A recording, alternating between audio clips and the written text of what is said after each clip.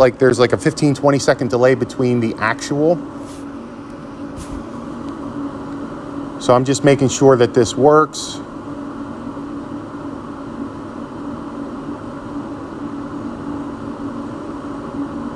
Sweet, we are live streaming. All right, I'll be back.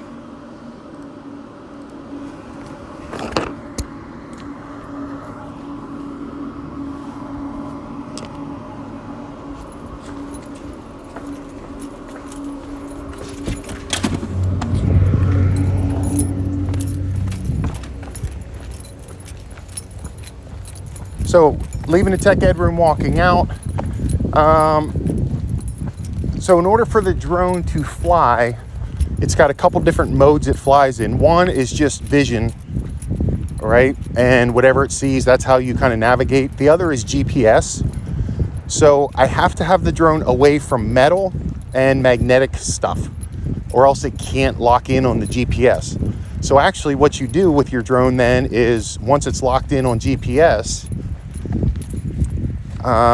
no matter where your drone's at, you can hit a button and it'll automatically return to its home starting point. So I'm going to set that down. Again, it's going to take like a few minutes to kind of set things up, turn things on.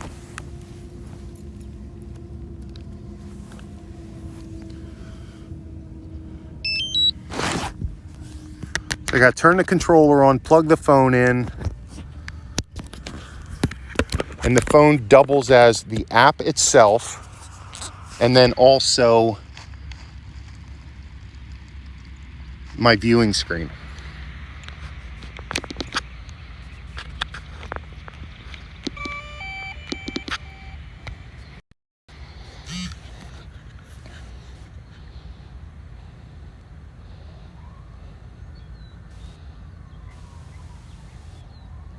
I'll have to update later.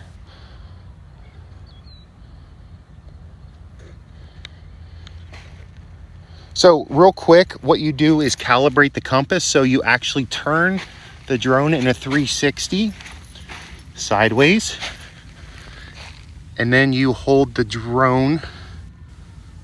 The home point has been updated. Please check it on the map. And I'm going to turn it. And what this does is help calibrate its sensors. And we should be good. And you heard it say, or maybe you didn't, it said calculating home. So now it's got its home point, okay? And if you look in the top left, it says ready to go. Bottom left, so there's a map, so I can get a digital map. I'm gonna turn it this way just so we're out of the sun. So there's really two things I'm controlling here. One is the drone itself, and then the other is the camera angle. So the camera is on what's called a gimbal. So I have to control that too. The camera can turn straight and down. That's the only two options you have. So I'm gonna take off. Take off. The home point has been updated. So please to start, check it on the you map. always want to just come off the ground a little bit and just start doing some movements to make sure everything's calibrated and working. Don't make a mistake like I did. So early in my drone flying career, which by the way, I'm still young in it, I had a drone, turned it on, it said connected, I took off and immediately went ripping down over a cornfield. Well, it lost connection real quick and it crashed in a cornfield. So imagine trying to find drone and drone parts in a cornfield. Not fun. All right, so I think we're good. So here we go. Now, one of the big safety things with drone flying is what's called line of sight. So you need to have the drone always in a visual line of you. And this is for safety reasons. So I'm going to take this up pretty high.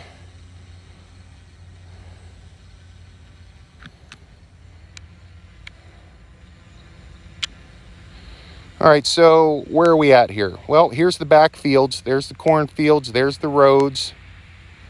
There's the farm. There's a car going.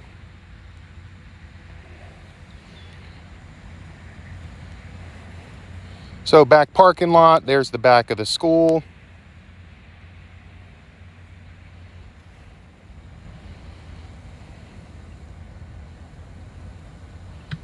Okay. So we're going to head over this way towards the field. Again, I'm trying to raise up because there are power lines over that way. There is the water tower. All things I really, really don't want to crash into. Now, these drones are getting faster, safer, cheaper. They have sensors that will tell you, like, hey, you are close to hitting something, and they actually stop you.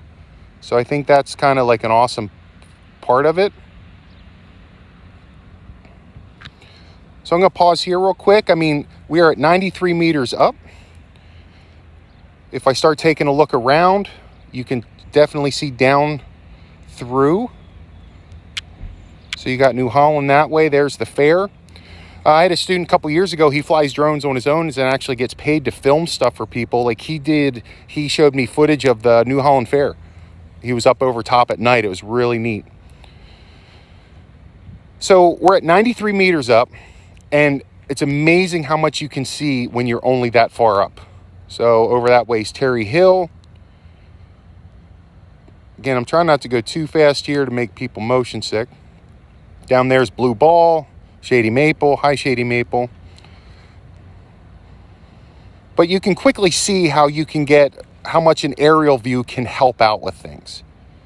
All right, and then you get real good and you can be able to like really get in close on things. And a lot of drones have optical zoom, and so you don't have to be super close. So we're gonna head out over the football field. If you didn't know, we got a new turf field this year. So here we're gonna get a bird's eye view of our stadium.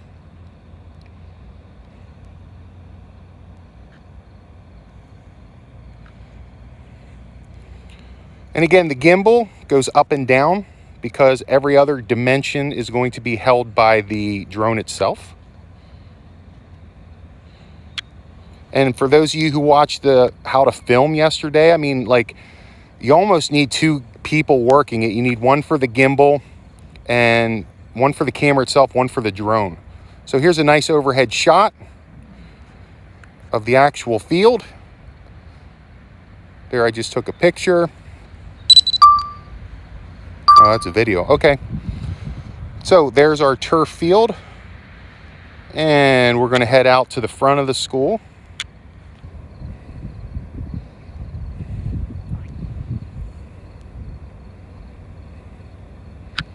And again, I'm trying to stay up a decent amount to avoid trees, power lines, all that good stuff. So you can see across the street is Yoder's.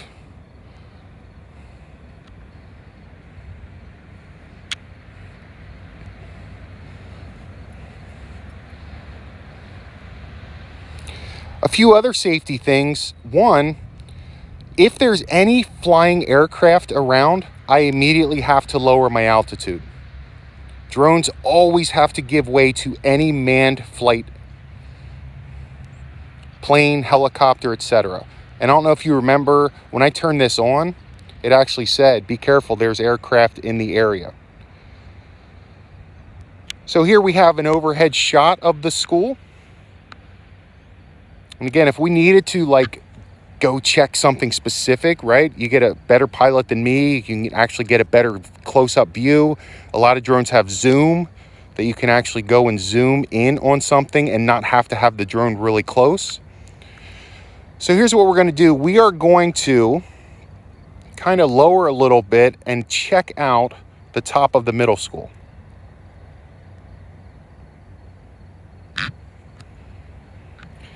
Now, if you didn't know, on the roof, it actually has all the room numbers on top of the roof. Any guesses why? So here's why. It's for first responders and safety. If there was an incident, something that they needed to see from up above, what room is that? A helicopter or a drone could easily look up or be above it and be like, oh, there's an incident in 208. You know, there's smoke coming out of what room? Oh, that part of the building. No, it's room 208. I can see it. And there's the mid-school gym. There's the art, etc.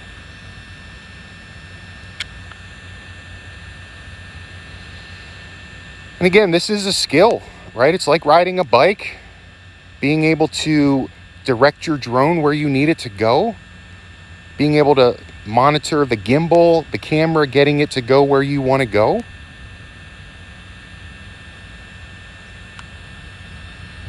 By no means am I like super awesome at it, but I love trying to get better. So what do we see here? I'm gonna lower a little bit. Hey, there's us. There's our room. There's 1008. So if you didn't know, it says 1008 on top. So there's our two windows. That's our home. And again, just the last quick view of there. So I want to show you one more thing. I think I forgot to mention it earlier. So there's power lines out here. I'm going to try to put it right in the green there. So you see what's in the green is power lines. I'm not going to go the whole way out there, but those power lines need to be checked, physically checked, to see if there's any frays, something damaged, etc. Weather, birds, whatever could possibly damage it. I don't know if you noticed, this was earlier this week, there was a helicopter flying low back and forth. Well, what the helicopter was doing was actually checking those lines. Now, we've talked, helicopters are expensive. So imagine taking a drone up and doing the exact same thing.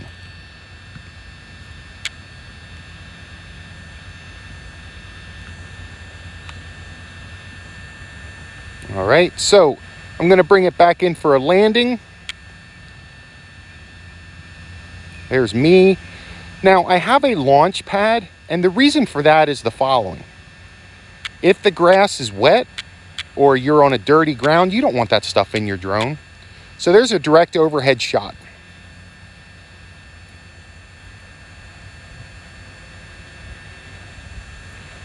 Eventually, you'll start hearing the drone. It actually sounds like just a buzzing bee. And the important thing is, this whole time, I've been able to see the drone. And that's part of why I took it up so high, is no matter how far it is, I can still see it. And for you guys who have done Pythagorean theorem, I mean, that really is the whole deal with Pythagorean theorem, is my line of sight is actually my hypotenuse. So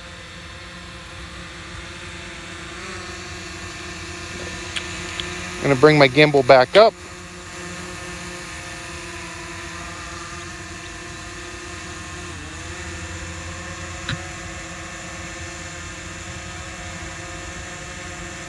Landing. And bring it in for a landing. Okay, here's your bonus question real quick. See if anyone can get it. Your bonus question is, how many times I just learned this yesterday. I didn't verify it yet on internet. How many times has a drone actually run into an airplane? All right, I just learned this yesterday. It kind of surprised me. How many times so far, has a drone actually run into an airplane, like someone who didn't get out of the way? All right, so I'm going to end the live stream. Thank you very much. It'll take me a little bit to come back in and get on Zoom. Feel free to head out. Send me an email with your responses, reactions, things I talked about, things you saw. I'll give you some hints. Oh, we talked about some numbers. That was important. We talked about some electricity things that are up in the air, right? We talked about other stuff. I'll throw one more in. Do you know how the drone was up over football? Do you know that football practices and coaches and players film their practices a lot so they can actually learn from it? Mr. Fulmer next door at their school where he coaches at, they film practice using a drone. Why? Because it's the best shot you can get. It's right up above. All right, I'm going to end the live stream. I will see you guys. Send me an email.